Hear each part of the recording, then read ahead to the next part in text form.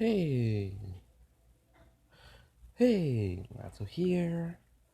Today, going to go back to an old one.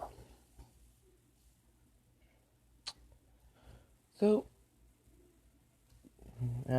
this is going to be part 3 of what if class 1A had different quirks. So, yeah.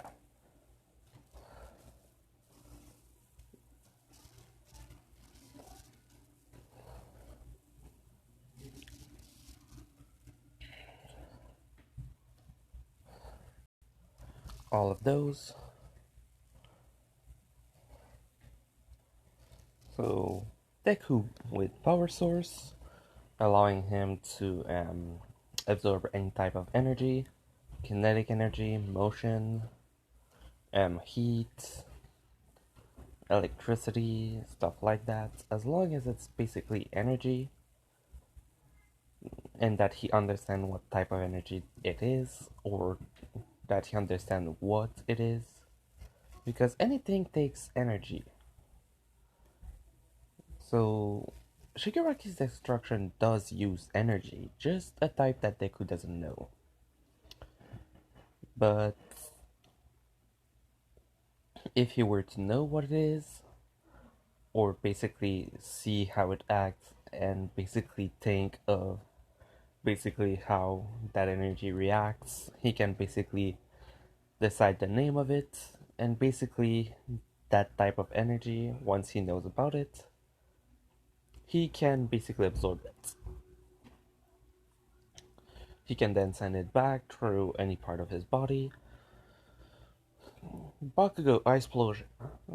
Um, Opposite to his original nitroglycerin out of his palm, he is not harmed by his own ice. Well, liquid nitrogen, I mean. That's what he does now. He isn't harmed by his own ice, and it's in the same way, but it can get a lot colder than what true liquid nitrogen is, because negative 400 is for normal one, and by this point he has it to around negative 450, which is a lot more. Shoto,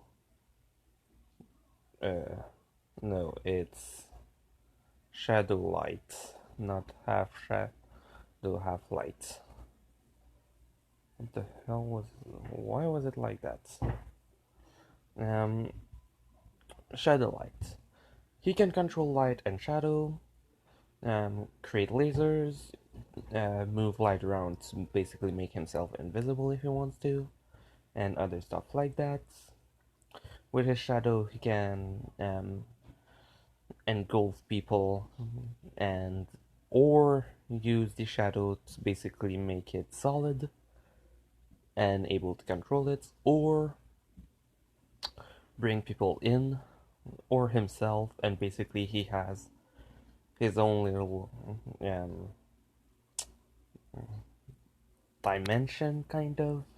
That's basically just darkness, that's basically just a pocket for him. Tokoyami Light Beast. He can create beasts of light that are not connected to his body. He needs to have light touching him to do them, but that's basically it. After that, he can give them commands, and they can think over that command. Momo Matter Transformation. Basically, she can turn any type of matter into other type, but the mass stays the same. So if she wants to turn wood into stone, the amount of stone that is going to be resulting in it is going to be a lot less um, volume, because it needs to stay with the same mass. Mineta Body Double. He can create clones of himself, which he can then pass his consciousness through each of them. The one with his own consciousness is the one that's the true Mineta. The clones, when they get hurt too bad or destroyed, turns to dust or something in the like. To you, Chimera. She's able to create, well, to modify her body just with everything that she knows about animals. If she's seen that part before, she can add it to her own body. Up to now, she can only put four different, well, combine four different species with her human form or transform fully in a species and only add three more over that. Ojiro, Beast. He has a full human body, but also has a transformation quirk, which is that he can or be in his full human form, a full lion form, or a full shark form, or combine two of them or all three of them. He is the one who decides exactly where things are placed and how they are, but he only has the human, lion, and shark. Jiro, Soundwave. She can replicate any sound that she heard, but can modify the frequency and the volume of it. She can send it out through any part of her body, and she's almost not affected by the sound. If she sends it too high, she can be affected, but it has to be really high. Kaminari weather control. As long as it is something that is possible around the Earth, basically, in the Earth's atmosphere, he can produce it from his own body. Basically, putting changing the atmosphere around him to create storms, lightning. He can send it straight up or make a bubble around him and basically change everything in that. I didn't say exactly how far he could do it, but he can basically change everything in around 100 meters of himself. Or if he sends it in a precise direction, he can send it, well, almost forever, as long as basically it's just exactly a straight line.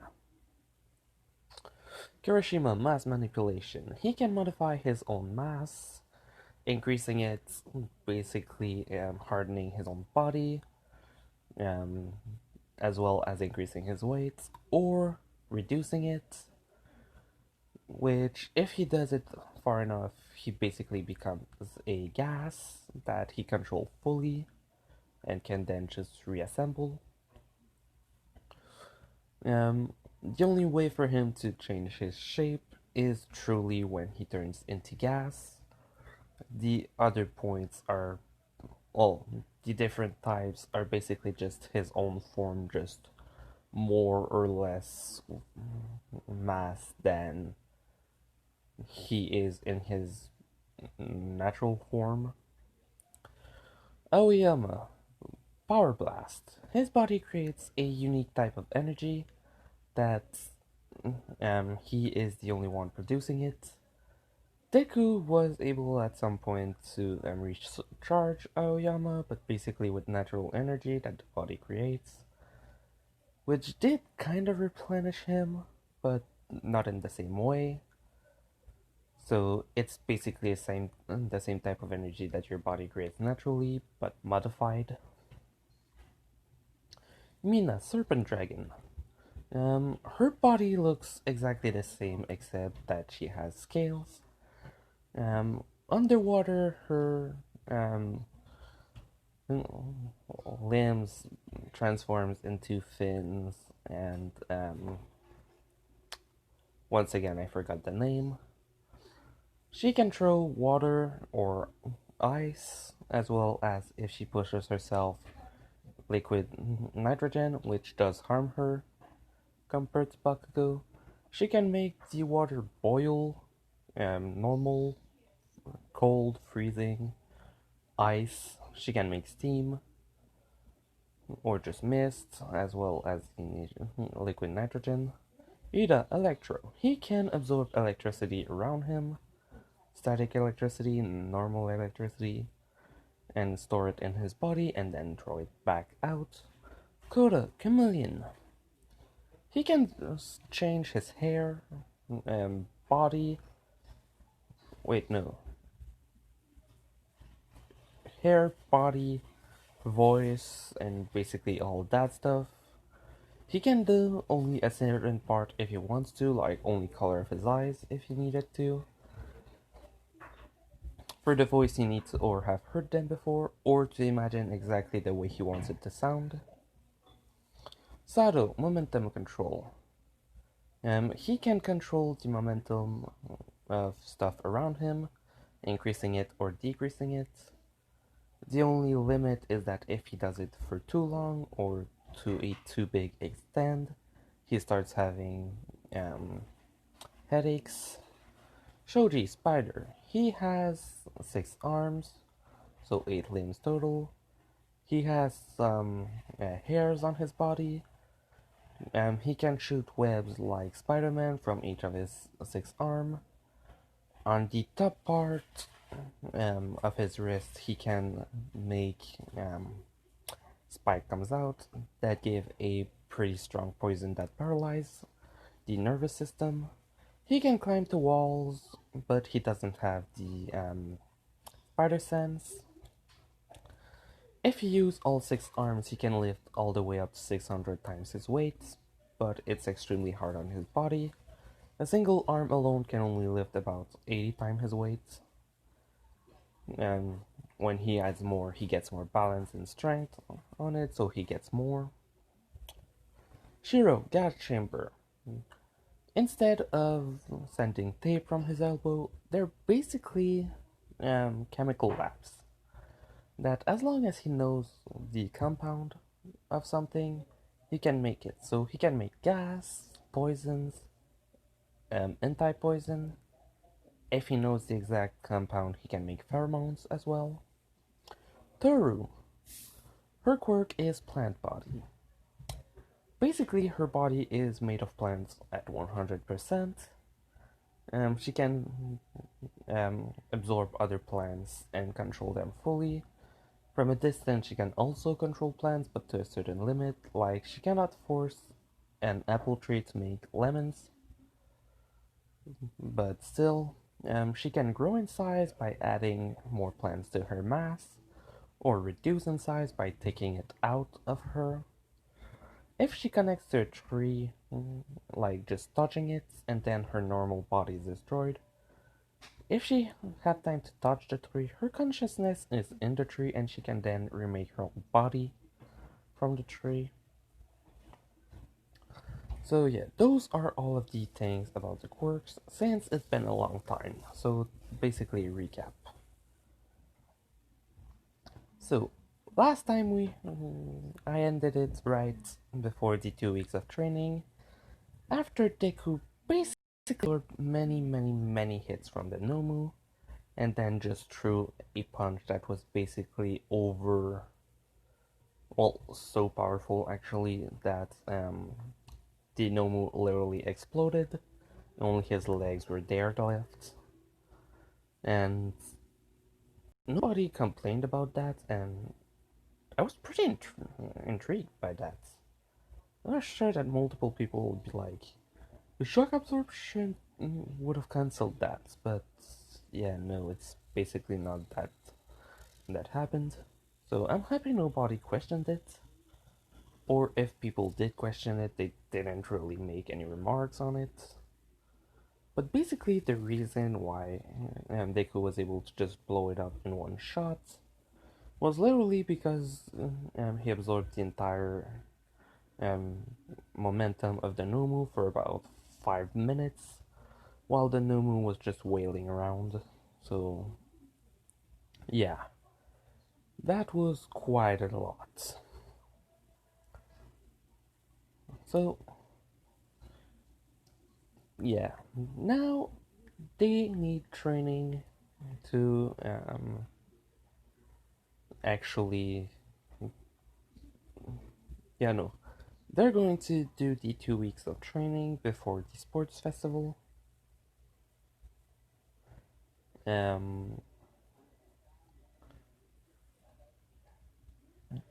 So basically, they just trained their quirks during that time, increasing a bit in strength until the sports festival. So, oh yeah, one last thing about Deku that I forgot to say. Pretty sure anyone who's watching this probably went back to check on the other ones, but still, Deku can heal pretty much anything that goes from muscle, skin, nerve, and stuff like that. He cannot regenerate bones. He would not be able to regenerate his brain in itself. Well, he could, but he wouldn't have those memories back, so that would be dangerous.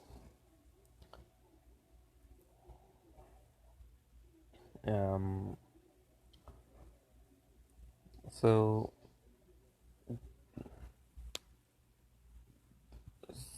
sorry for that switch. Um, so Deku basically is literally not able to get permanent damage unless you destroy the bone directly. Like, if it's broken, he can heal that, but he won't grow it back. So, okay, yeah. Now, the sports festival. Just like in the original, they are sent to the, well, they're ready in the arena, ready to basically go to it. So, Deku,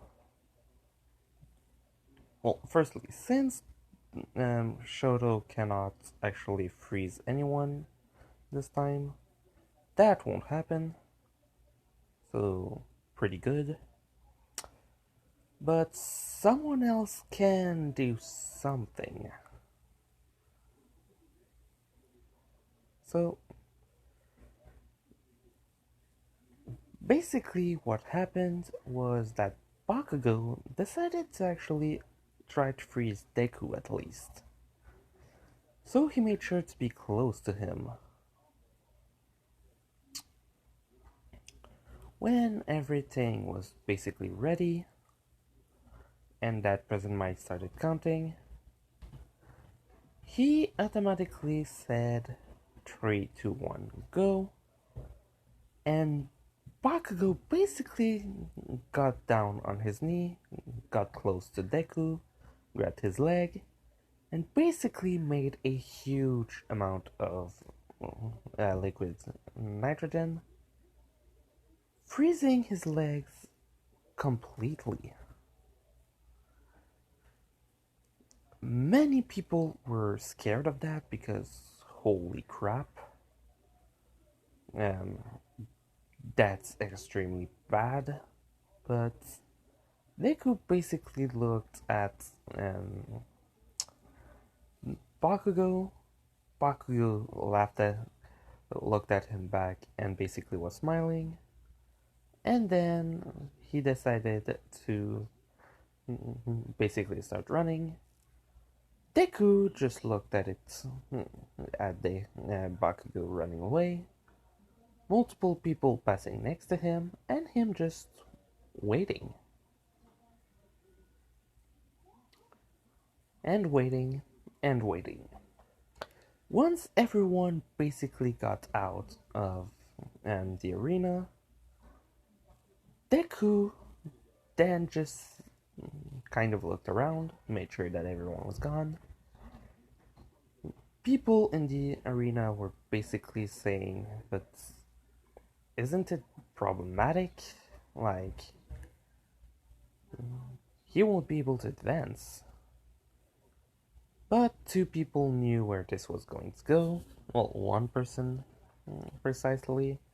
And Aizawa just said, keep looking. Everyone, you're going to be amazed by this. Which everyone kind of was looking, because it is interesting. If the teacher himself says that, and there's nothing to be worried about, there shouldn't be any worry to be. And then suddenly, just everyone felt a huge amount of heat. And then, bam! Deku basically jumped and left a small crater. What he did was literally boost his own body with momentum after increasing his heat and just launched himself. He was running behind everyone and basically catched up to them quite easily. None of them actually had time to react before all they saw was Deku. When they saw him pass, most of them just felt a wind go right next to them, as well as a lot of heat. And Bakugo knew exactly what that was. And he was like, oh shit. He got out that fast? I thought he would at least wait a bit more.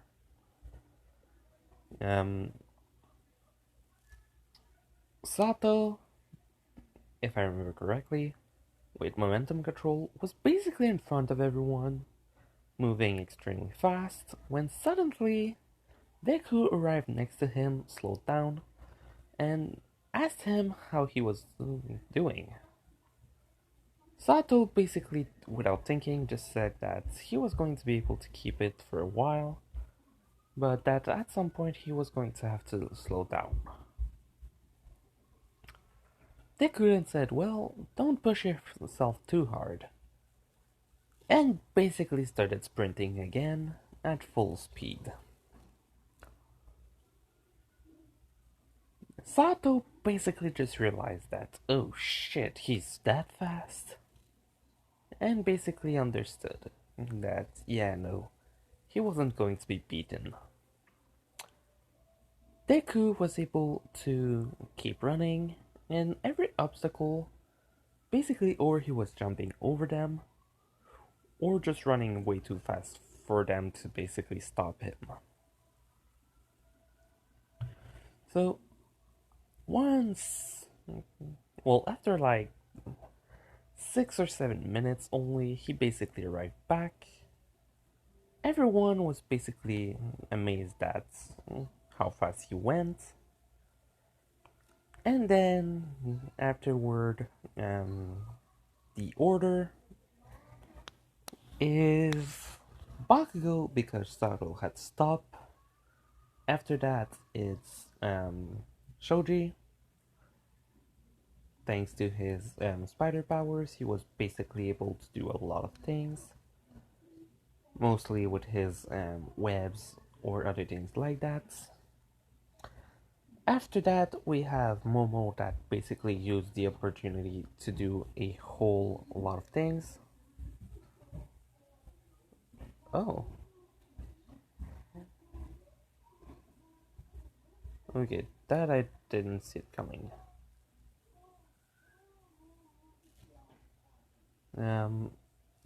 But yeah, so after all of them just kind of arriving, basically the order isn't really necessary.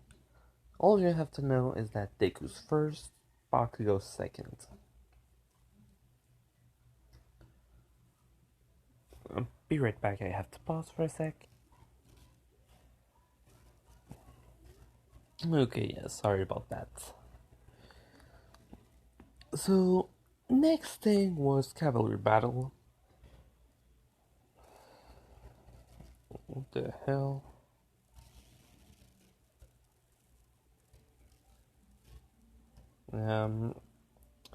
So Deku basically made the exact same team. Actually, everyone basically made the same teams.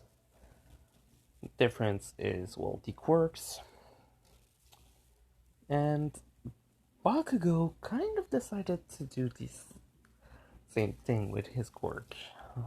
Well, not really the exact same thing, but basically decided that what he would do is actually freeze around them to not let anyone enter. Basically, to try and keep the points they have already. But with a twist. Um, Kirishima. Basically, what he was supposed to do is turn it into gas and basically go around hardening only a certain part of his body, since he can use it kind of like his normal quirk, increasing the weight, well, the mass, or decreasing it in only a single part. So basically, go around and collect the points from different people. Since he can't turn clothes, basically they keep the clothes he has with him in that moment while he's just going around. Um, Shoto basically just went on a rampage, like in the anime. So yeah.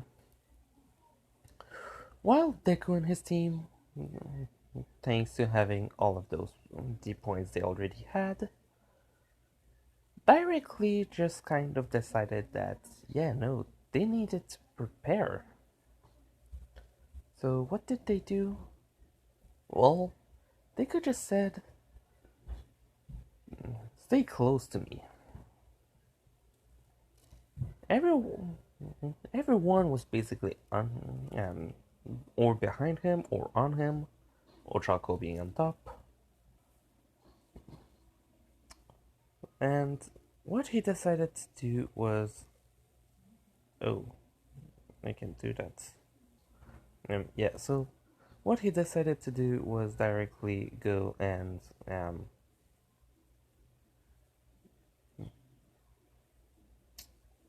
yeah, he basically decided that he would kind of jump over everything. And since Deku basically has a lot of strength, he directly went and just told Ochako to remove all of the weight of everyone. Which she did, but at first doesn't get why he would do that. So, Deku, being Deku, decided that, yeah, I'm going to show them how far I can actually jump. Since she didn't remove his weight, for a good reason, since he needs it, he basically went ahead and used the full extent of his own power. And by full extent, I mean the full extent.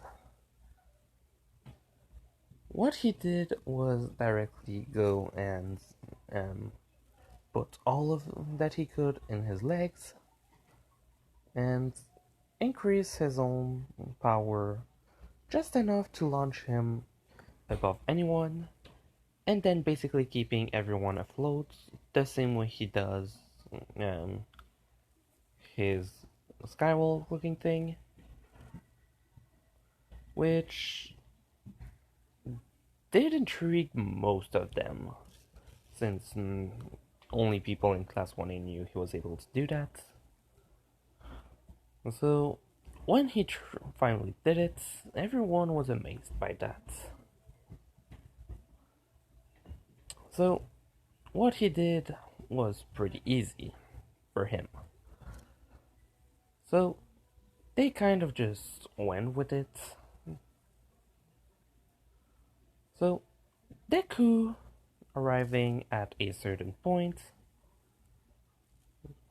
Oh, okay, yeah. Basically arriving at a certain point, got ready, and just dropped down when it was all over. Since, yes, he can keep it up for as long as he wants, but he doesn't want to use too much. What do I mean by too much? Well, he decided to try and keep as much energy to do one single fight later on. So, to do that fight, he still needs energy. And with the full extent that he wants to use during that fight, he needs all of his energy. So, doing that was pretty easy. Well, for him at least. So, what did he do? Easy. All that he could. When he finally dropped down, all that he had to do was basically just, well, keep going. After basically that, Deku's team was first, and basically just like in the anime, with Shinso basically getting the same thing. So, after winning the battles, which this was the hardest part for me to actually do. Why? Because all I was able to think about was that Deku's not going to fall for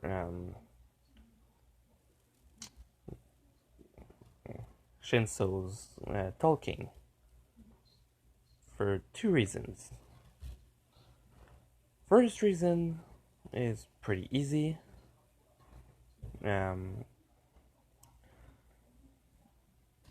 Yes, Deku does talk, but in itself, if he isn't actually needed to do it, he won't really bother doing that. So basically, he was told about Shinso's power, but didn't really care since he didn't talk. After that, the second thing that happened was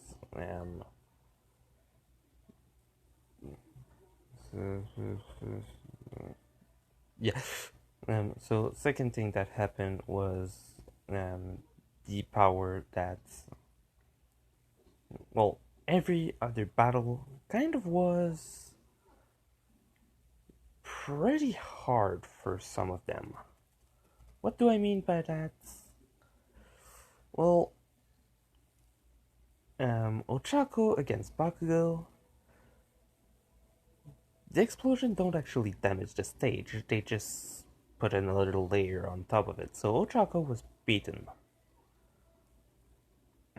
Um, since, well, for Shoto against the tape guy, quite honestly, Shoto won easily. After that, the next thing, literally think of it like that. Bakugo wins, Deku wins, Shoto wins, and basically keep it like that. Everyone that gets to the end gets to the end. Basically, Tokoyami is strong enough to get there, plus with his light beast he can do a lot more.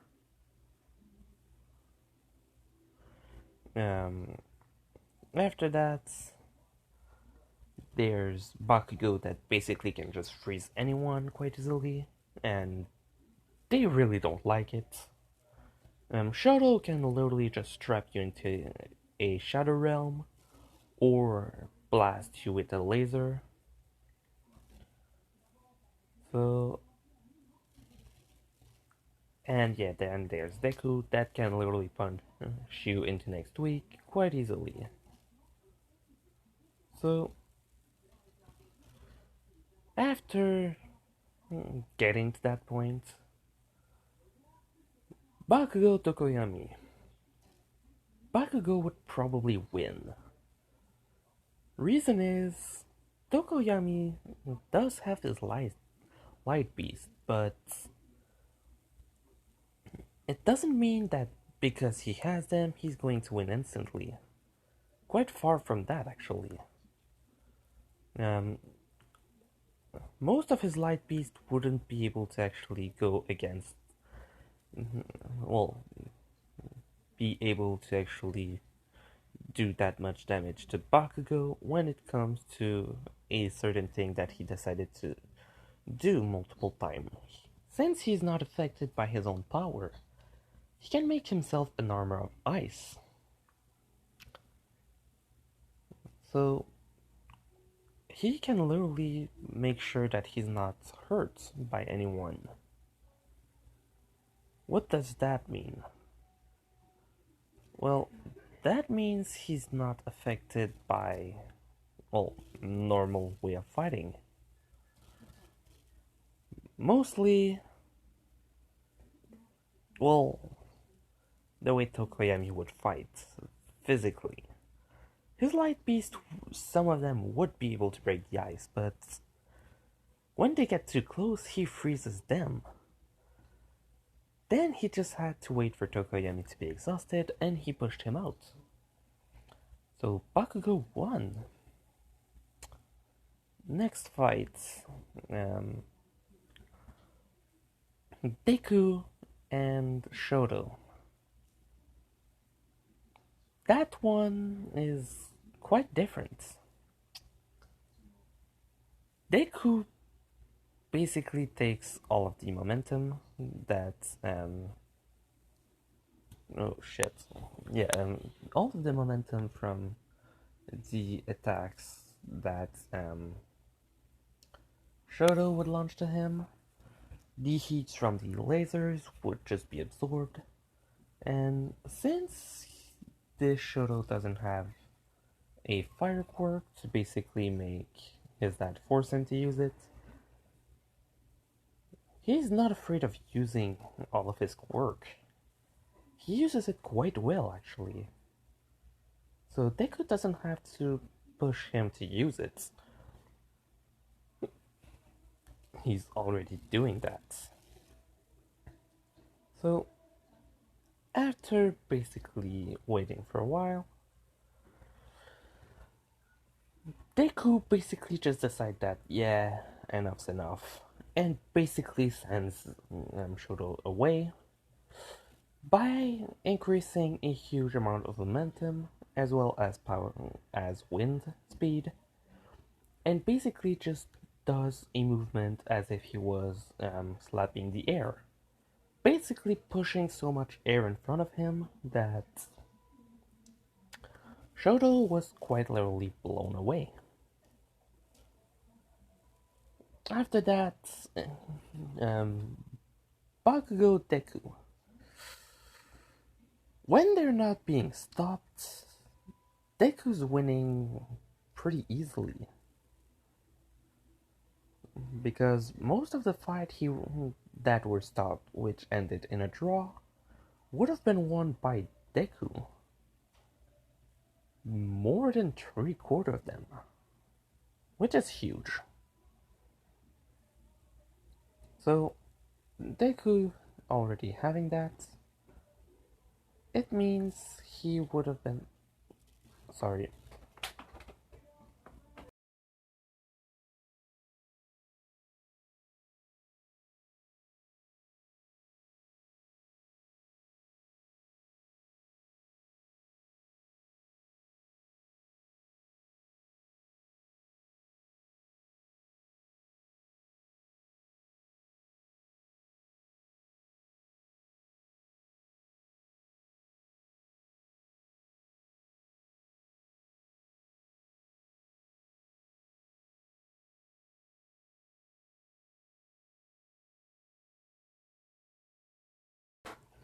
Okay, yeah, so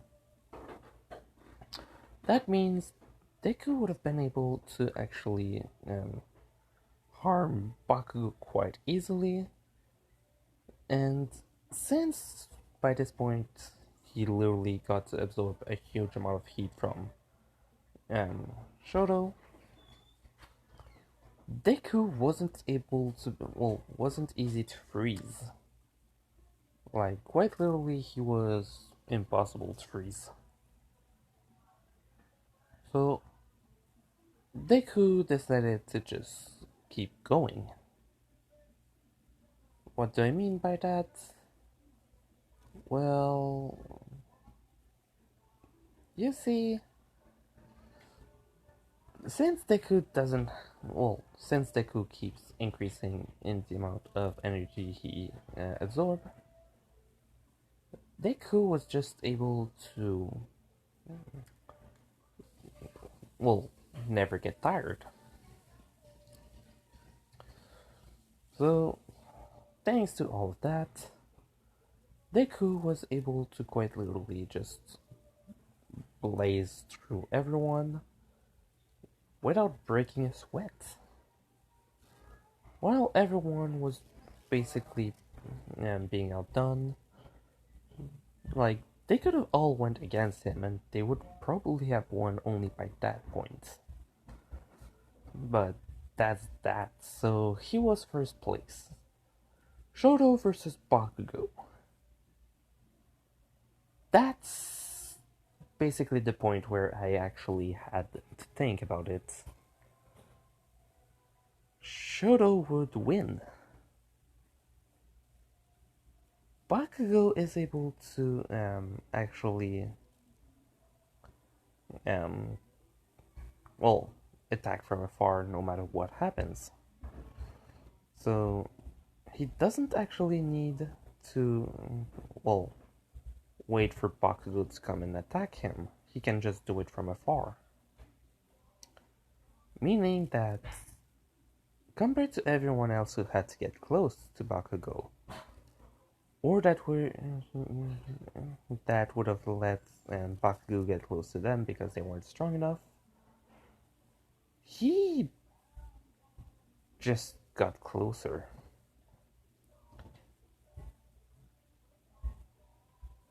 So he was able to just kind of breeze through everything up to there, but not against Bakugo, not against Shoto. Shoto's perfectly able to counter him. With his shadow, he can send hits strong enough to break through the ice, or with lasers, he can just melt through it. So, yeah,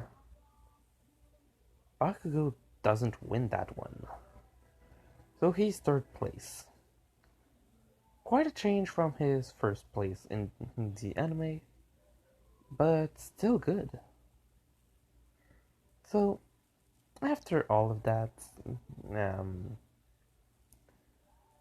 Bakugo being who he was in this one instead of what he was in the anime, he was quite happy of the results. Mostly because he was able to fight against someone extremely strong. And he knows that he needs to train more. So, in the next part, I'm going to say who they're going with. So yeah, hope you liked it. Leave a like if you did. If you have any questions or anything to say, tell me in the comment section. I'm going to try and answer them. So yeah, Natsu, out.